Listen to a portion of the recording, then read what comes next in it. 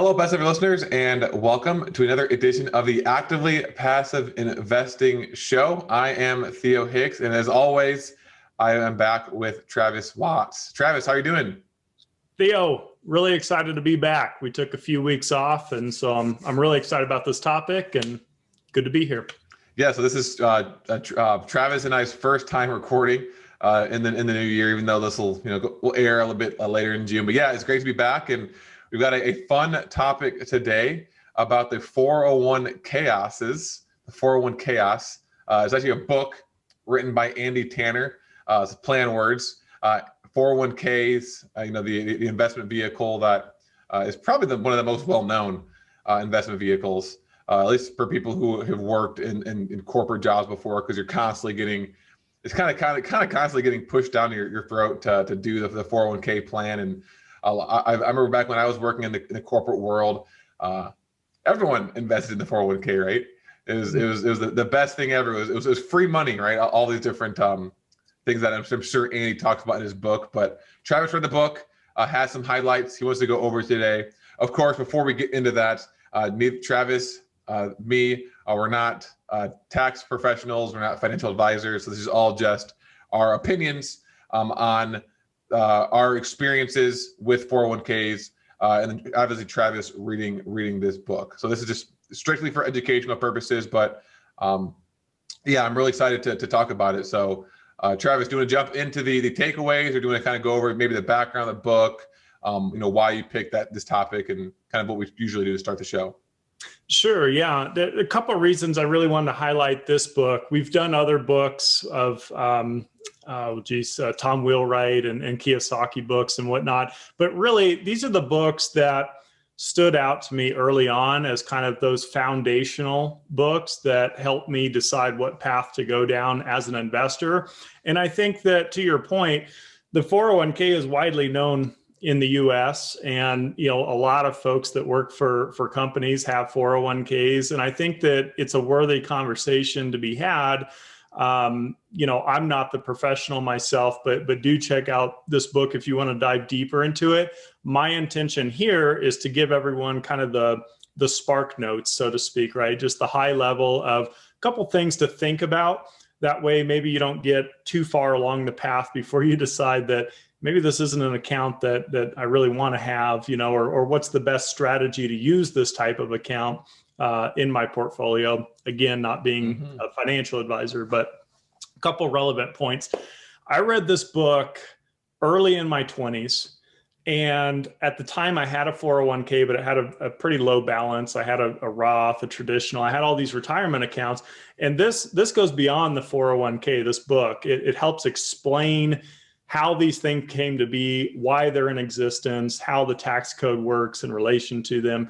And the more I researched and read, the more I just started deciding that this isn't really, I don't want to make these types of accounts part of my personal strategy. I'll go into that a little bit later. And what prompted me to make this episode more than anything is thinking back years ago. I was with my wife. We were at one of her work conferences. I had just read the book. And of course, I like to give her the rundown after everything I read, though she probably doesn't care about most of it. And so she had told a coworker, I guess, that I had read this book. And this lady walks up to me who I hadn't met. And she goes, "Hey, your wife says you know a lot about 401ks. And she said, my husband and I, we max out our 401ks. And she goes, what's wrong with doing that?" And it was like very, calling me out. And I thought, oh my God, and long story short, we didn't really have a conversation over it because I didn't want to take that standpoint of trying to, defend myself or something. But later I thought, I could have added value to her though, by just sharing a few things objectively, not saying you should or shouldn't do something, just saying, this is what I researched and learned. And that's why I feel the way that I do. So that's what this episode is. That was kind of a long intro, but so what I want to do, Theo, is do maybe the five, what I believe to be the five main takeaways from the book that Andy's trying to get across to folks. And then I'll give you kind of my personal takeaways and where that led. So perfect. Yeah, let's start with those five major takeaways from the book. Okay, cool. So the bullet points that I made, I had to go back and kind of refresh myself last week, but it's that first and foremost, a 401k builds net worth. It doesn't build cash flow. So if you're interested in, the whole basis of our podcast, the Actively Passive Show, we talk all the time about passive income and cash flow and real estate. Well, if that's kind of your niche and your thing, this is certainly not an account that's going to help you with that. This is more like treated almost like a savings account. You're going to dump money in it, cash, and then when you're in your 60s, you're going to pull that cash out, whatever you've made over the years. And so that's what it is. I think these things came out in like the late 70s.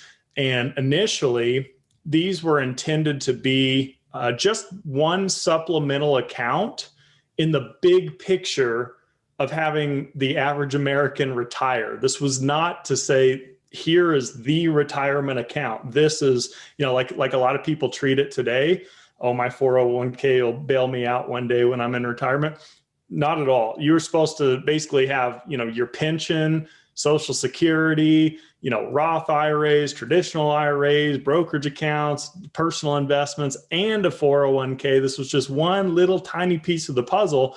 The tragedy and the chaos of it that Andy points out is that we've made this the centralized vehicle for retirement. And in most cases, statistically, it's just not going to be enough for the average person to retire on. So that's number one.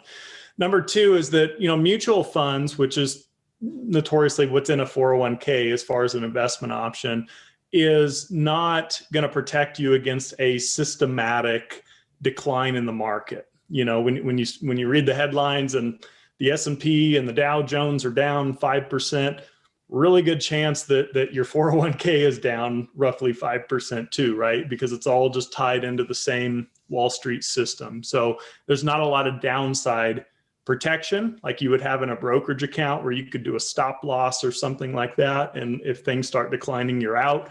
Can't do that in a 401k. So it's a bit riskier in that sense. Number three is that 401ks really, at the end of the day, if you read the research on why these were even created in the late 70s, it was to help fund Wall Street.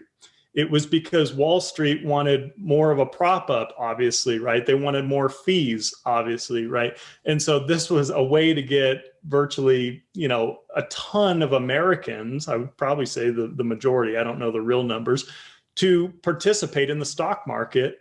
Almost it would be your choice, right? But it's not that you really want to be investing in the stock market, privately, but you're kind of forced to every time you get a paycheck. You're contributing to Wall Street. So that was really the main purpose, just to recognize what this was. It wasn't so much about Americans individually benefiting. It was about Wall Street benefiting. Number four, this is just a foundational, rich dad philosophy, but investing should be a life skill. And I've always believed that philosophy anyway. There's, your professional education and college and high school and degrees and all this, and that's great. But also, everybody should take, a little emphasis on learning the investing world to a point, right? Just so that like this video, just so that you are aware of what this stuff is and how it works, and how the taxes work. Number five that Andy makes is that, 401ks create an artificial demand on the stock market. So as you're looking at these historic graphs and the stock market, you hear it said all the time, the market always recovers, it always goes up. Well, yeah, because you've got all these people contributing every 2 weeks through their paychecks, sometimes more frequently, into the market. So that creates, I don't want to call it a bubble, but artificial demand on the markets is the way that he coins it. So I'll stop there for Andy's takeaways, what I believe them to be. He doesn't lay them out exactly like that. That was just after reading the book. And any thoughts, Theo, on that? Yeah, just really not much to add based on what you said. I agree, understand all those things, but the two things. So number two, when he talked about the lack of protection against systemic risk, I remember when I remember I graduated, so I went to college at the beginning of the crash of 2008, and I got out, and then I had my first job, and I made some friends who were had started working around 2000, maybe like a little bit before 2008 or something. I can't remember exactly what it was.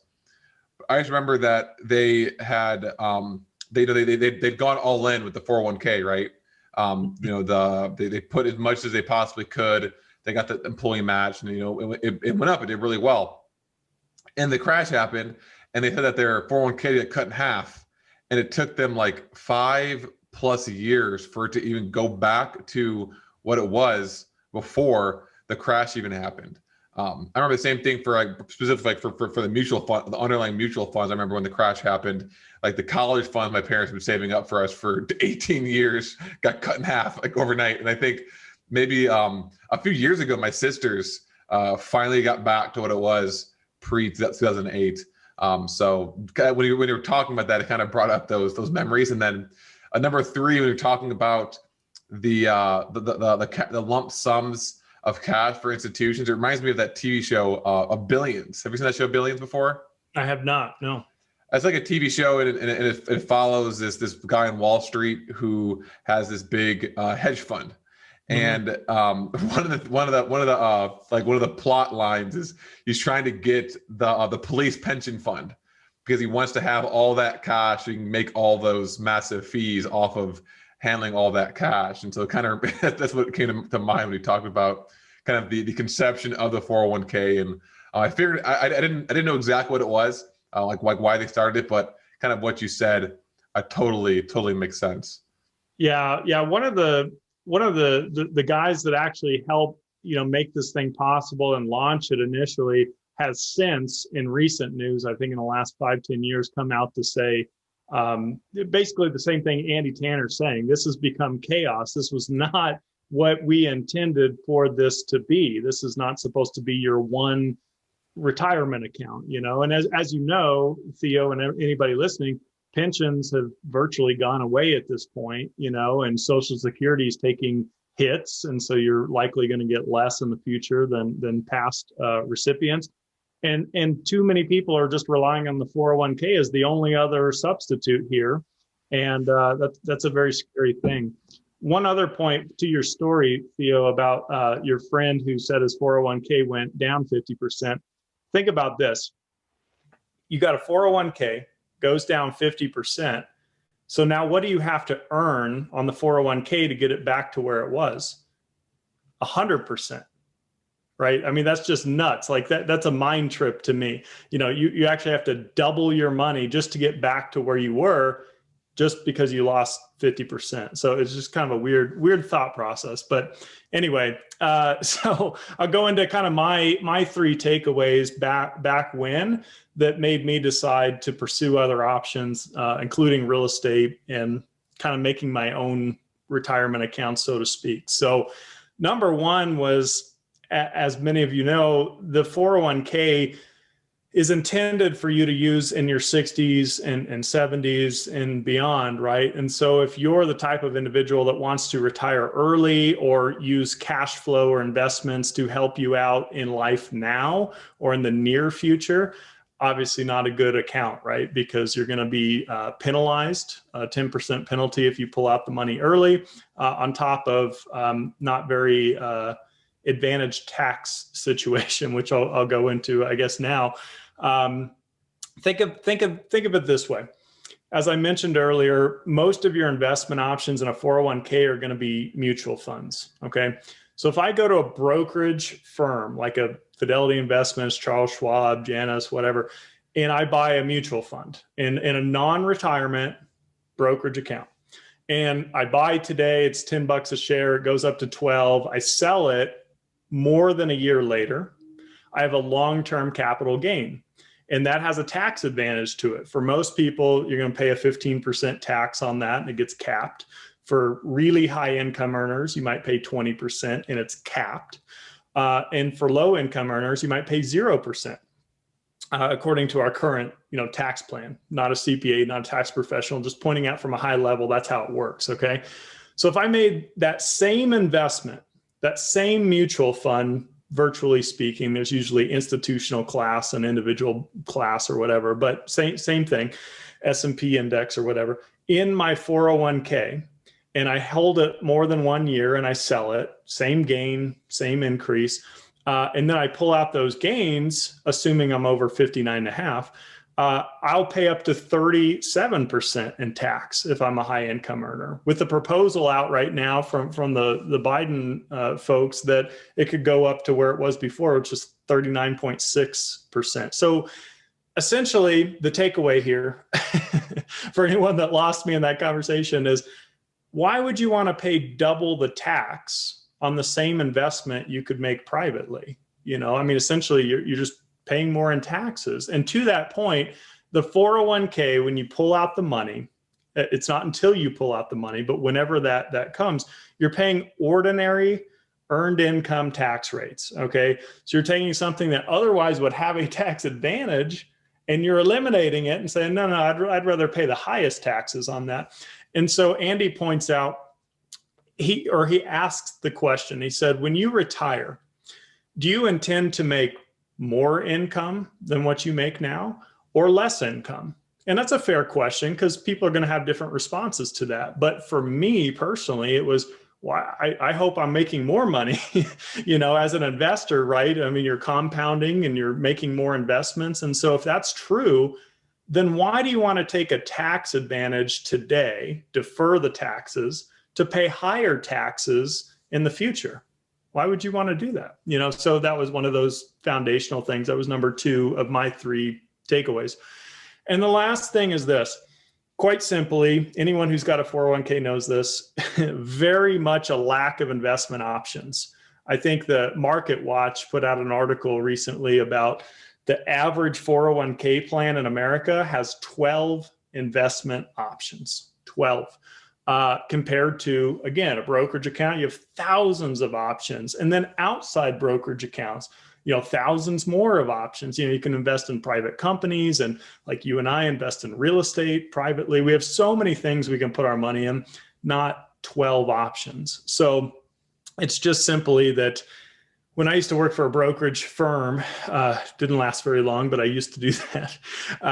This was one of the primary reasons why I left the firm, is because they try to teach everybody, or they do teach everybody, that, you know, we've got A, B, C, D, E, F, G mutual funds, and those should be right for everybody, you know, in one capacity or another. If you're old, it's this one. If you're young, it's that one.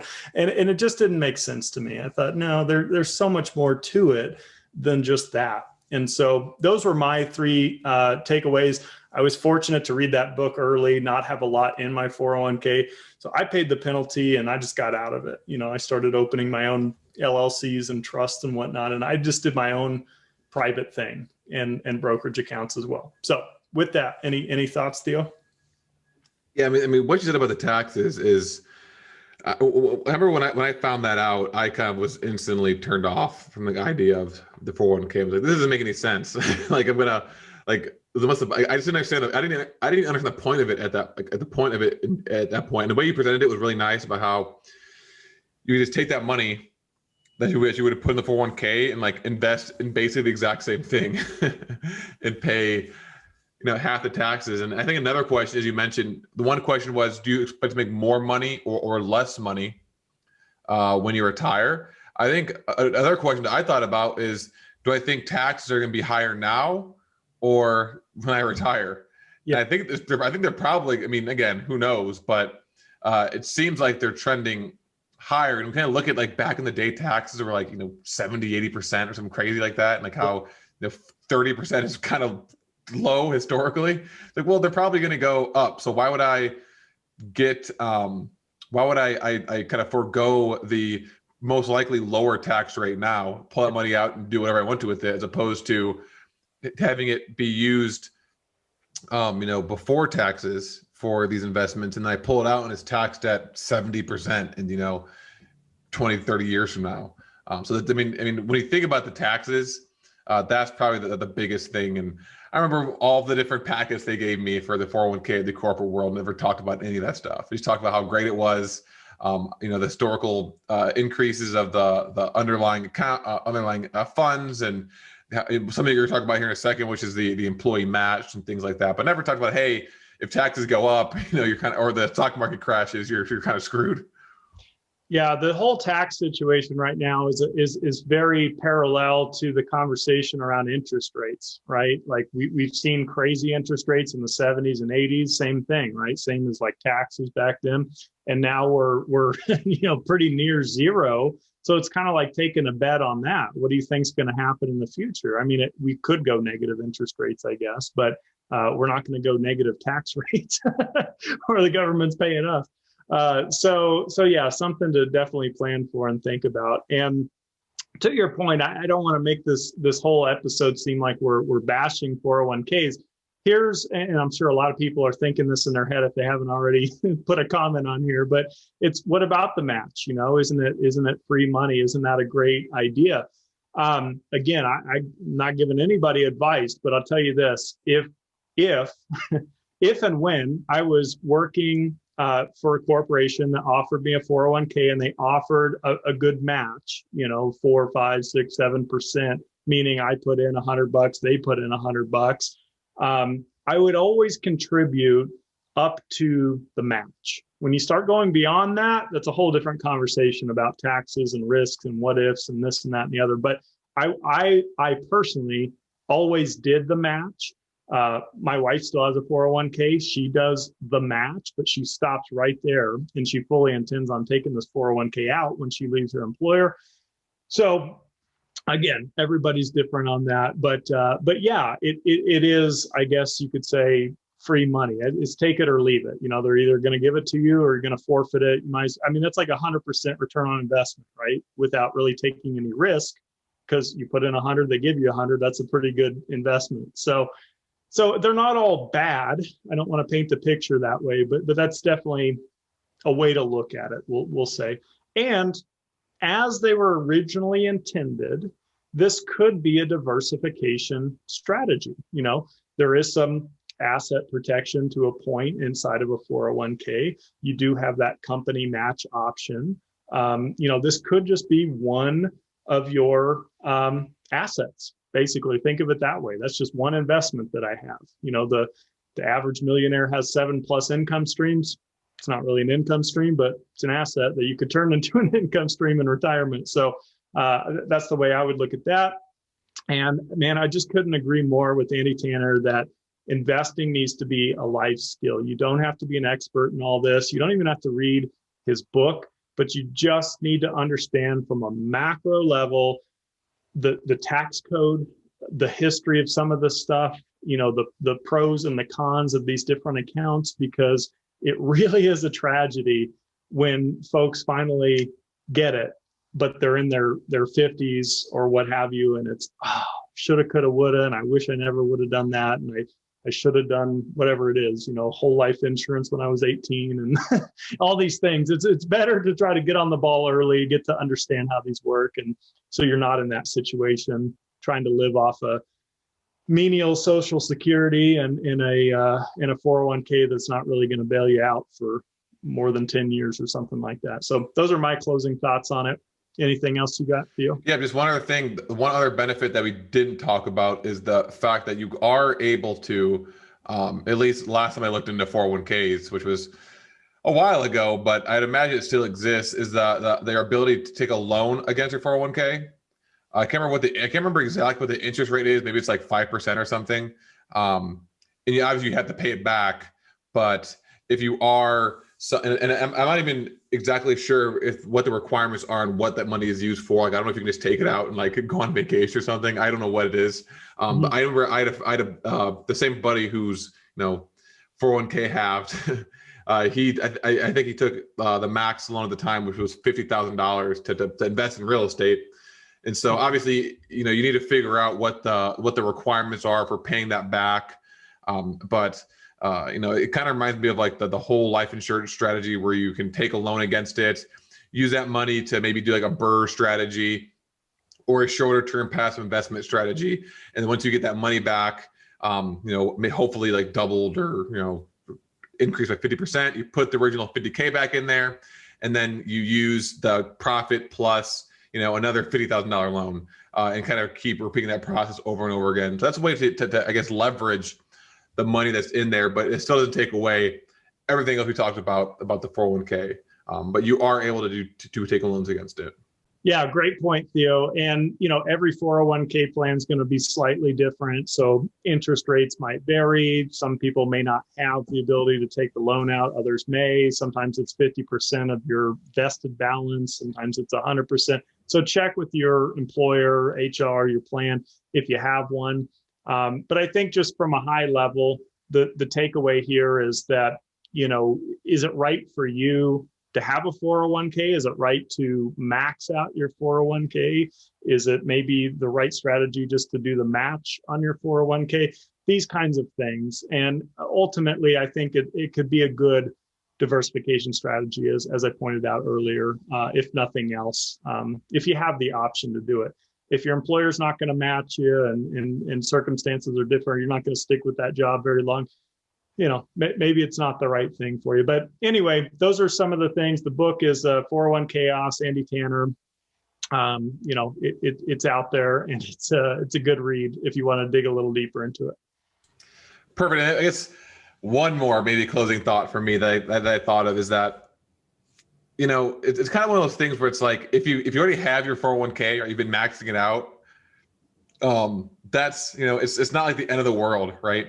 But the question you need to ask yourself is, like, now that you have this information, like, what's the next step, right? And so if you're a high schooler or you're in college and you just started working yet, and you plan on going and doing a corporate gig, which you also want to invest on the side, you're going to be presented with information on a 401k, and so you're going to ask yourself, is this something I want to start doing? If you already have a 401k, you have to ask yourself, do I want to continually investing the same amount of money into that 401k?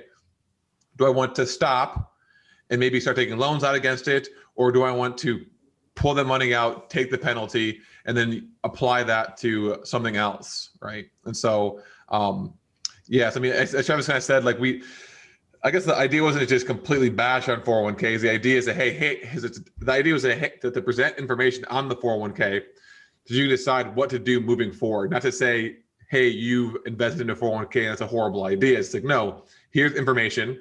This might be a great idea for you. Maybe this is all but most likely if you're listening to this and you're an investor, it's probably not, right? This is more for people who aren't investing and just, it's better than doing nothing.